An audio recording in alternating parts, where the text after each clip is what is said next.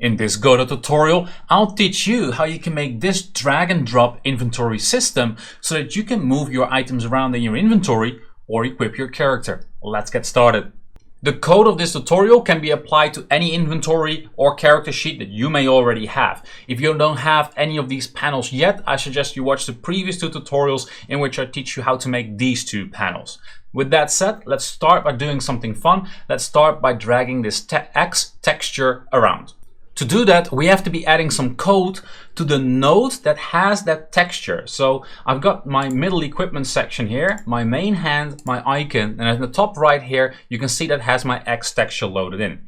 It is this node that I'll be adding some code to, and it's important that you do it as such. I'll explain why in a moment. We are going to be adding a total of about 60 to 70 lines of code in this tutorial, and I want to take you first through the general structure so you actually understand what's going on. These function names are not names that I have made up. These are part of the integrated drag and drop features of Godot. If we have a quick look at the documentation of the control node, you can see these are predefined functions, and these functions work in conjunction with which node you're actually dragging, and that's why we need this code on the particular thing that we want to be dragging around, in this case our X texture. So that's why it's so important that you add this code to this particular node.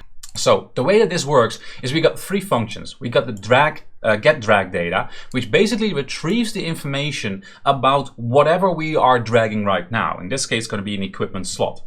That means we're going to be defining some data.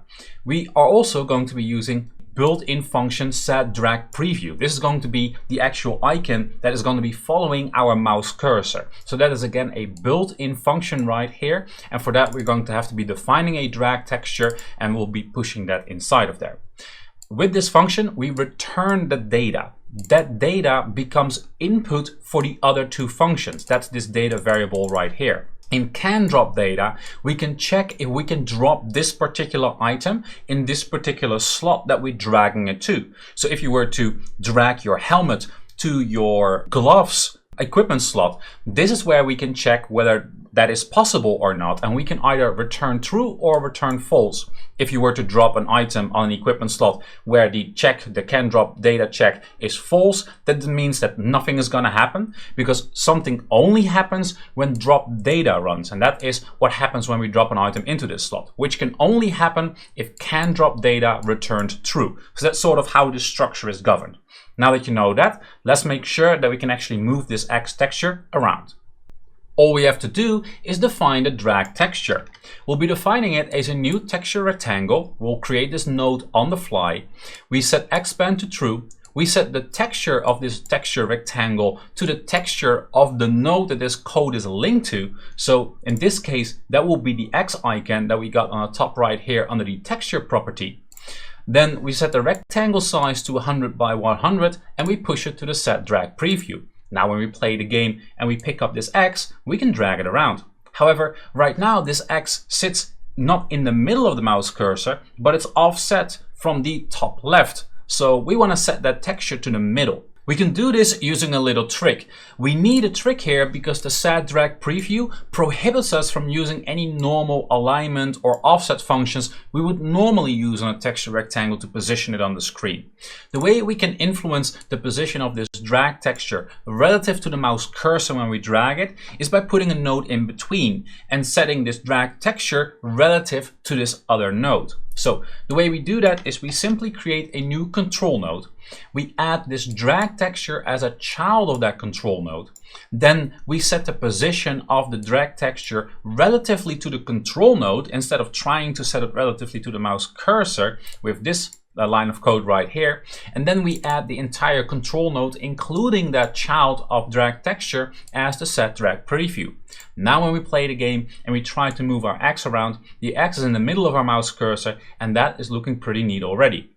Now, next thing we want to do is we want to make sure that we can drag this X into the inventory and actually drop it there. Let's work on that. Now my inventory doesn't have any slots to which I can add code because I'm instancing in the slots based on backpack size at runtime when the player opens the inventory. So we're going to have to go to our actually inventory slot that we instance in at runtime, and here we have the icon that would normally have a item icon. So in this icon we'll be adding the code. We'll call this inventory slot. And under inventory slot, I'm going to be copy pasting exactly the same code as we just had on the equipment slot. So you can just copy paste it over. The only change I'll make here is that I'm going to be removing return false, so that whenever we drag the X texture over to the inventory, return is going to be true. Now, with that said, we can play and we'll see that we have a problem. It's not that easy, I'm afraid.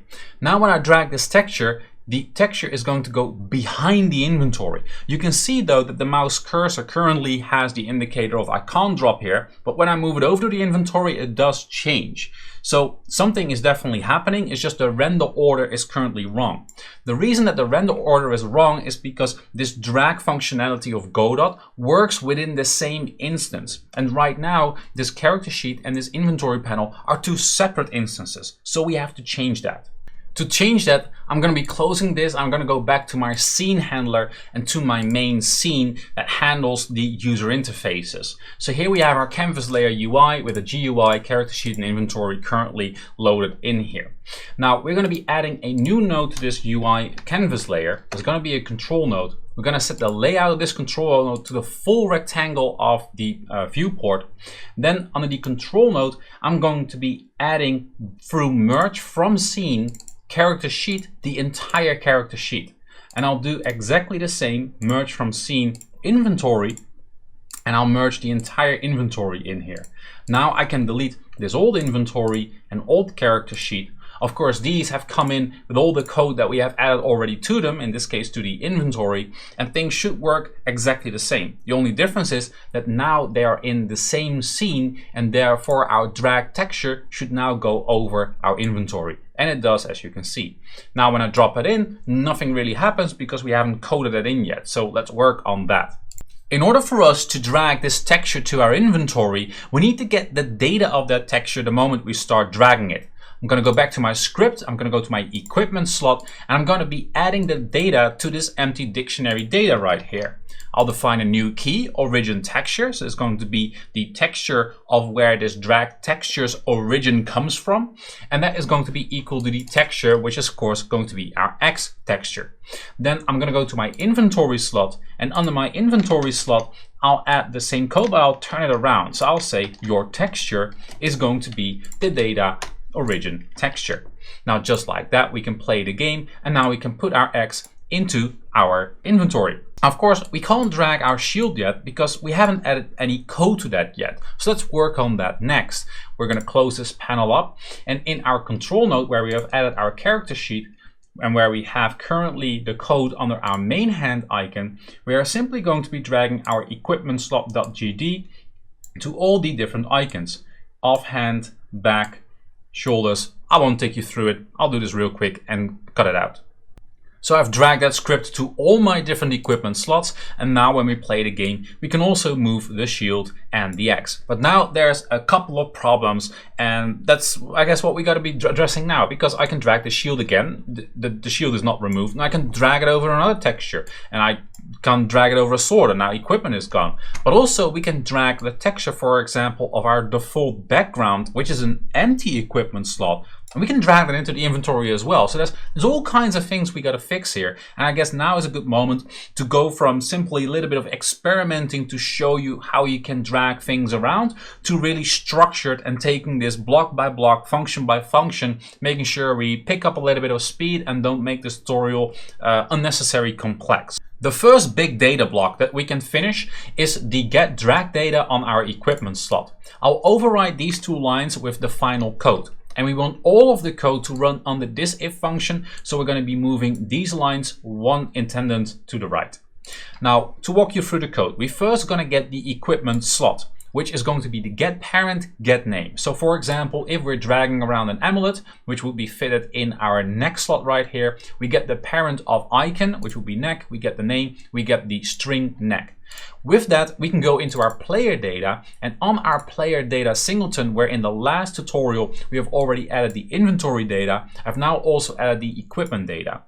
The equipment data is a dictionary with the keys being the various equipment slots that we have, and the value in there is going to be the item ID in case we got something equipped, for example an X and a shield, or null if there's nothing in there. Now with that, we can check with the equipment slot if that equipment slot inside that equipment data on the player data, if that is something else than null. If it is something else than null, it means that we got something equipped. And if we got something equipped, we want the player to be able to drag it. So with these 2 lines of code, we're already fixing the problem that we were able to drag background textures around. Now, once we've got that, we want to make sure that we got all the data that we need. I'm not going to go over why we need all this data. That will become clear as we continue in the tutorial. I'm only going to tell you what it is. So the origin node is the node reference to this actual icon that we're dragging, or where it comes from.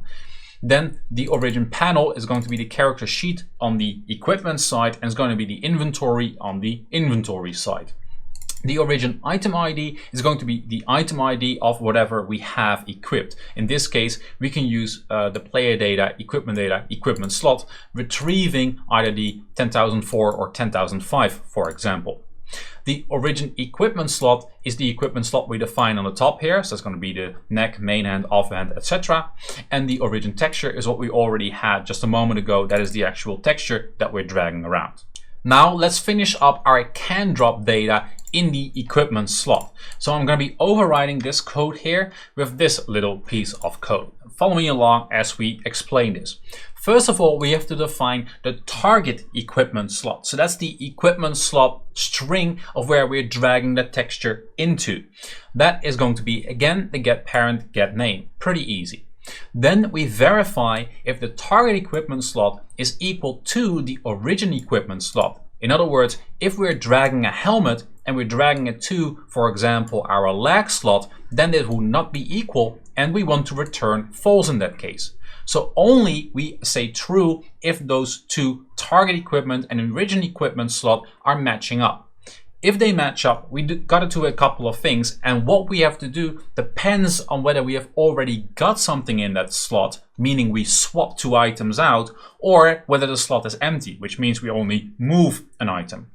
So if currently the player data, equipment data, target equipment slot, so wherever we're dragging it into, if that is null, that means that the target ID is null and the target texture is null, because there was nothing in that slot. If that is not the case, however, it means that we, for example, have dragged a sword from our inventory to our axe slot, which means that we want these axe and swords to swap. Now, if we want them to swap, we also need to retrieve the data of whatever is currently fitted in the slot. So then we take the target item ID as the player data, equipment data based on the target equipment slot, and the target texture is going to be the texture of whatever we have been dragging it to. In this case, for example, a sword if we were to drag an axe if we were to drag a sword to the currently fitted axe. Now, of course, if that is indeed true, if these are the same, then we're definitely going to be returning true no matter which one of these 2 if-else statements has run. Before we move on to the drop data part of the equipment slot, let's first make sure that the inventory slot keeps up with what we're doing. So we can do pretty much similar things here. We're going to replace this 1 line of code with an empty dictionary to actually have some data. And this is going to look very similar to what we've just done on the equipment slot. With the difference is that we define an inventory slot by get parent, get name, and with that inventory slot we check the inventory data if that item that we're trying to drag is not null. If there's null, then there's nothing to drag, we want nothing to happen. Of course, everything in this entire function needs to be under this if statement, so we're going to independent this on 1 to the right. This is also looking pretty similar, slight changes. Origin node, self, the same. Origin panel is now inventory instead of character sheet. Of course, we have to get the item ID of the item we're dragging now out of the inventory data instead of the equipment data.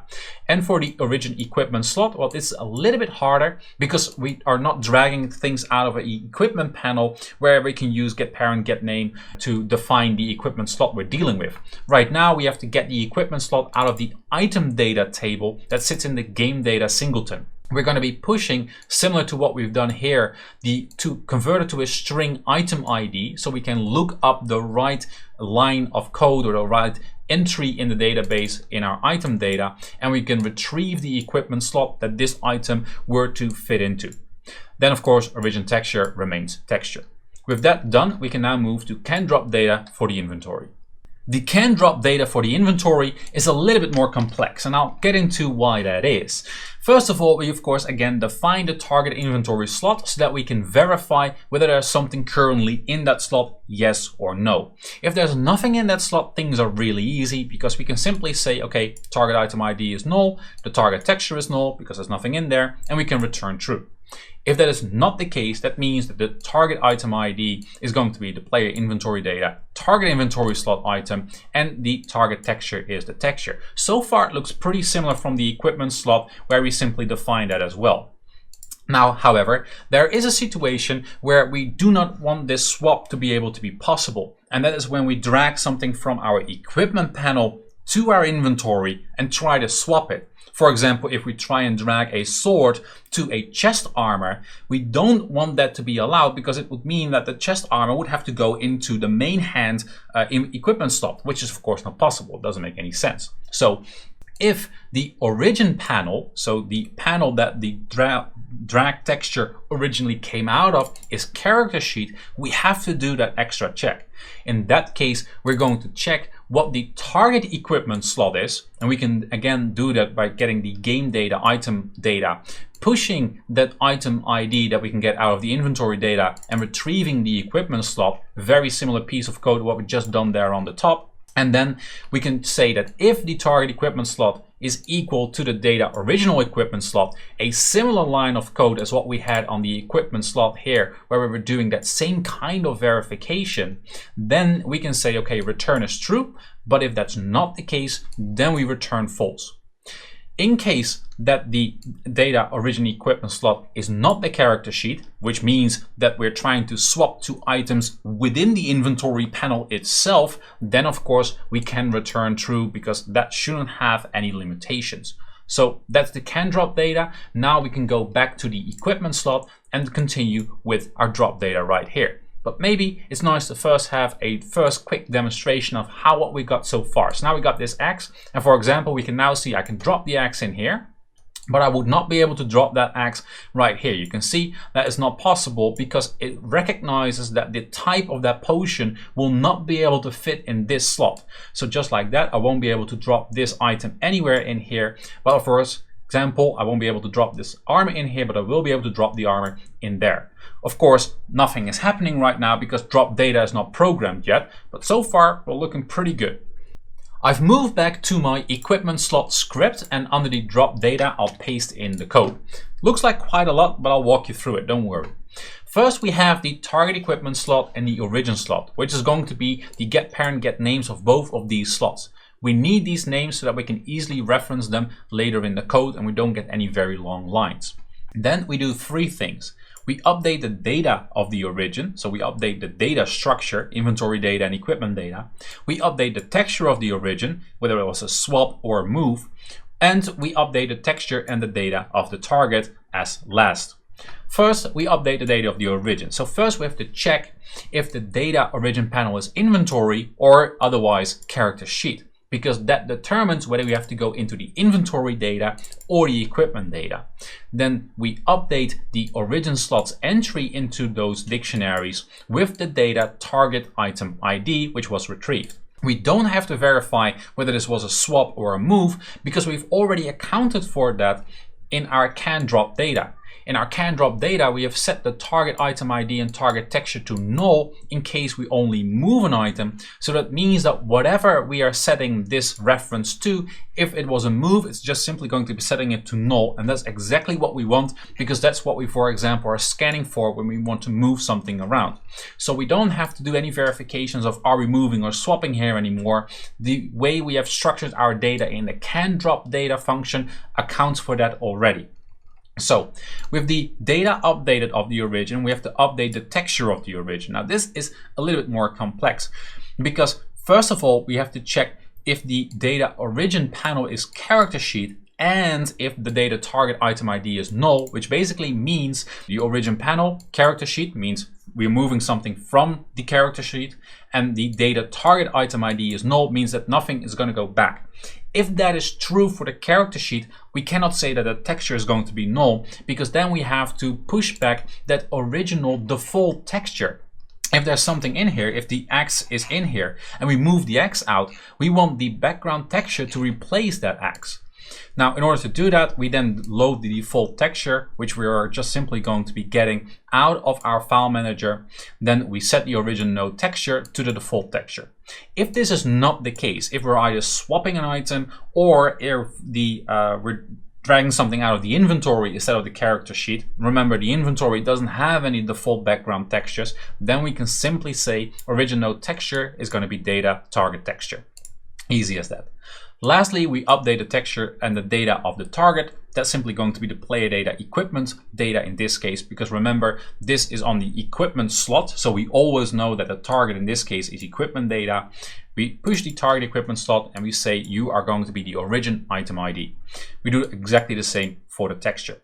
Now we got this, let's move over to the inventory and push the code with some slight adjustments in there so everything is functional. I'm now here on the inventory slot and I'm going to be replacing this one line of code we had earlier from that test with the code that we need here. Now this should look pretty similar because all the lines of code I got selected right here are identical to what we've just had in the equipment slot. The only difference is in the section underneath here, that is that we now reference the player data inventory data to push the right item ID instead of the player data equipment slot. Now, with that said, you might be wondering why, if this code is so incredibly similar and the code of the get drag data was also so incredibly similar, why are we not merging these two scripts together into a single script that governs the behavior of both equipment slots and inventory slots? And that's a good question. The thing is, we're going to be expanding on this functionality with a future tutorial with stacks. Make sure that items are stackable or non-stackable, that you can merge stacks and that you can split a stack. That is the kind of functionality that you would only see in an inventory slot. You don't equip a stack of 7 swords. I think that swords shouldn't even be stackable in the first place, but that's my opinion as a game designer. So because we're going to be adding functionality that is going to be exclusive to the inventory slots, we have this scripts between inventory slot and equipment slot split so that we can add that functionality only to the inventory slots by adding the code on this particular script. Now it would be possible still to combine them, but we would have to add a lot of if-else statements, constantly checking whether we're working in a character sheet or whether we're working in the inventory.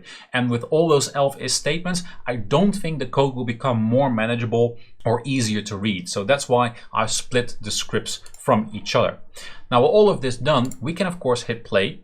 And now we can drag this axe around and can put the sword in there. We can put the shield around and we won't be able to drag the shield to the axe. That's not possible. But for example, we can push the helmet here and we can swap the sword and the axe out. And we can also swap these items out in our inventory and everything works pretty neat. And you know, we can't fit breaths in there. We can't fit an armor piece in there, and looking good, I would say.